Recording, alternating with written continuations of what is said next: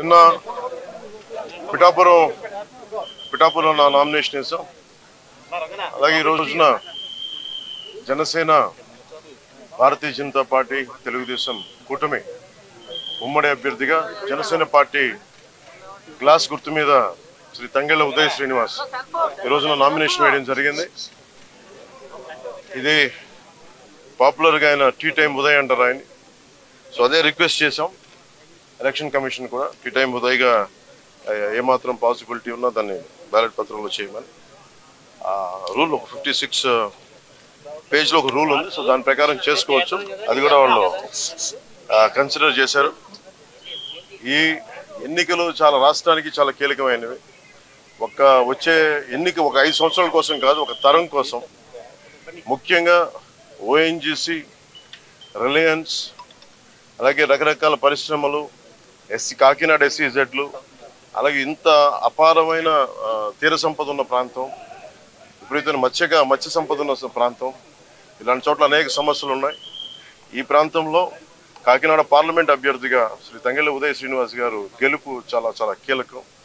అలాగే కొండబాబు గారి గెలుపు కూడా కాకినాడ అర్బన్కి తెలుగుదేశం పార్టీ మీద చాలా చాలా కీలకం. కాకినాడలో రౌడీజం ఎక్కువైపోయింది, గాంజా క్యాపిటల్ అయిపోయింది. ఎటు చూసిన 14-15 ఏళ్ల పిల్లలు కూడా గంజాయిని విచ్చలవిడిగా దొరుకుతూ ఉంది. తల్లిదండ్రులు పడ్డ బాధ చెప్పుకోలేంది. Law and order క్షీణించిపోయింది.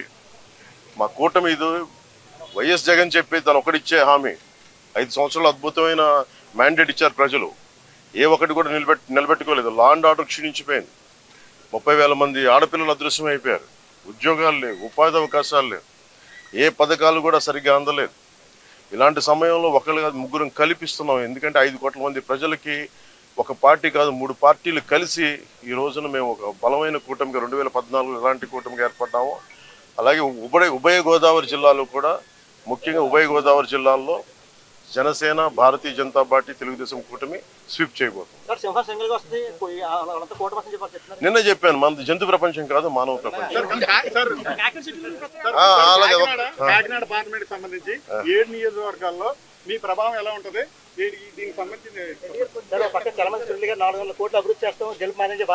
నేను అనేది మీరు 400 కోట్లు కలెక్ట్ చేశారు మీ పార్టీ గారు 4-5 నెలలుగా. ఎందుకంటే చల్మల్ శెట్టి సునీల్ గారు నాకేమి శత్రువు కూడా, ప్రత్యర్థి కూడా కాదు.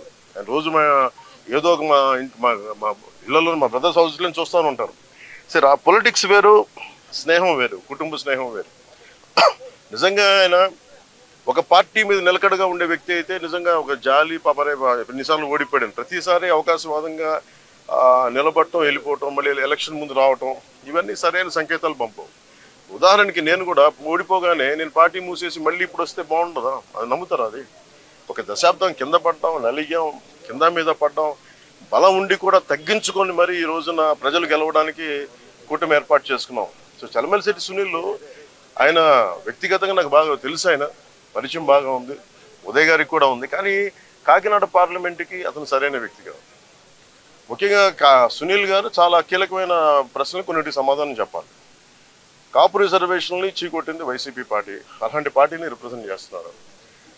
27 దళిత పథకాలు తీసేశాడు, దానికి సమాధానం చెప్పాలి. దళితులకు సంబంధించి బీసీలకి 34% నుంచి 24% స్థానిక ఎన్నికల్లో తీసేశాడు, దానికి సమాధానం చెప్పాలి. ఇలా 30,000 మంది ఆడపిల్లలు అదృశ్యం అయిపోయారు, అతను దానికి సమాధానం చెప్పాలి. ఏ సమాధానం చెప్పకుండా కూర్చోబెట్టి నేను వచ్చేసాను, నాకు ఓటేయండి, డబ్బులు ఎక్కువ అయిపోయినాయి, 400 కోట్లు ఖర్చు పెడతాం, 200 కోట్లు ఖర్చు పెడతాం, ఓటుకి 10,000 ఇస్తాం, లేదంటే నాయకుల్ని 10 లక్షలు పెట్టి కొనేస్తాం అంటే వెళ్ళే నాయకులు ఎవరైనా సరే వాళ్ళకి 10 మంది ఓటర్లు కూడా లేరు. అలాంటి వాళ్ళు కొనుక్కున్నారు. సో మేము కోరుకునేది ఏంటంటే, తంగెళ్ళ ఉదయ్ శ్రీనివాస్ గారు ఒక చాలా దిగువ మధ్యతరగతి కుటుంబం నుంచి వచ్చిన వ్యక్తి. ముఖ్యంగా ఇంజనీరింగ్ చేసిన తర్వాత తన స్వయం శక్తితోటి టీ టైం అనే కాఫీ డే చూసాం, లేదంటే స్టార్ బక్స్ చూసాం, లేదంటే బరిస్టా కాఫీ చూసాం. ఇలాంటివన్నీ టీ లీఫ్ అని మన విదేశాల్లో ఉండే ఈ బ్రాంచెస్కి వెళ్ళిపోయింది.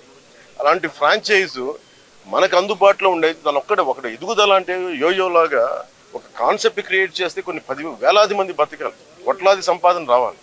సంపాదన అంతా ఒక్కడి దగ్గర కేంద్రీకృతమై అదే అభివృద్ధి అనుకుంటే ఎట్లా?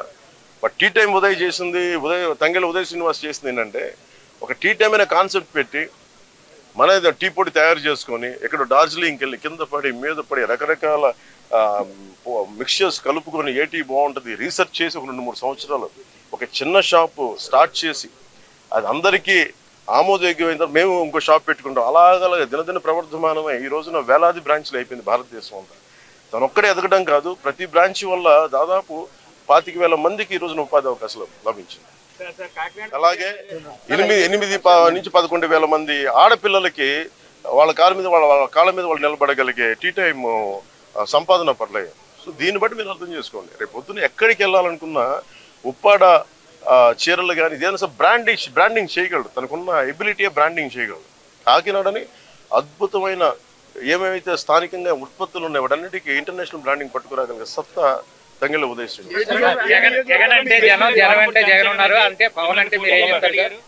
నేను అలాంటి సినిమాలు నేను డైలాగులు చెప్తాను. నేను వస్తే సింగిల్గా వస్తాం, నేను అలా నేను చెప్పను. నేను 10 సంవత్సరాలు నిలబడతానంటే మాట్లాడను, నిలబడి చూపిస్తాను. అలాగే ఓటు చేయలోనే ఇవ్వనంటే నేనేం మాట్లాడను, నిలబడి చూపిస్తాను.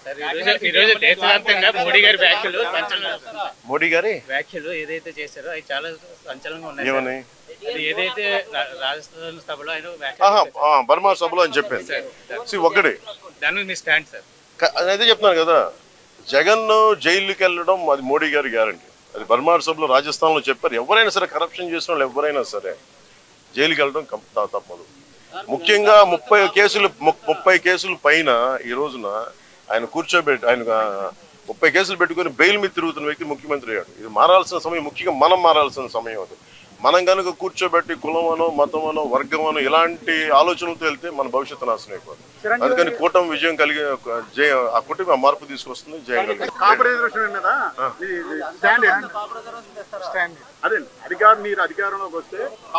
ఇది ఫస్ట్ మీరు చల్మల్ సుట్టి సునీల్ అడగండి. ఫస్ట్ ఈ మాట ఎవరైతే సపోర్ట్ చేస్తారో ఫస్ట్ వాళ్ళ దగ్గరికి వెళ్ళి ఈ ప్రశ్న అడిగి అప్పుడు నన్ను అడగండి. సీట్లు తగ్గించుకోవడం 21 సీట్లు తగ్గించుకున్నారు. ఆయన 10 స్థానాలకే ఆయన గెలుపు ఆల్రెడీ డిసైడ్ అయిపోయిందని సజ్జలు కామెంట్ చేస్తున్నారు. వచ్చే గెలుపు సజ్జలు చంద్రబాబు చెప్పారు కదండి, బ్రోకర్ మాటలు ఏం పట్టించుకుంటాం. Thank you.